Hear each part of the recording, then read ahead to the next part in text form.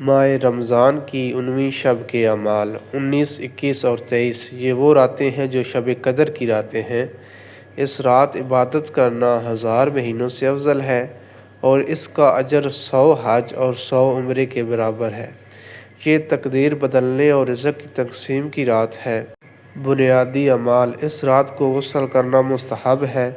نماز شب قدر: 2 رکعت نماز پڑھیں جس کی ہر رکعت میں سورۃ الحمد کے بعد 7 مرتبہ سورۃ توحید پڑھنی ہے۔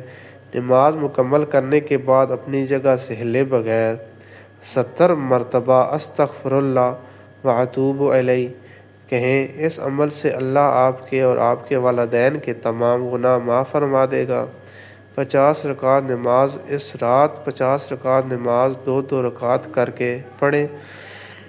اس کی فضیلت: ہر رکعت میں سورۃ الحمد کے بعد سورۃ زلزلہ پڑھنی ہے اور اگر وہ نہ آئے تو سورۃ توحید بھی پڑھی جا سکتی ہے۔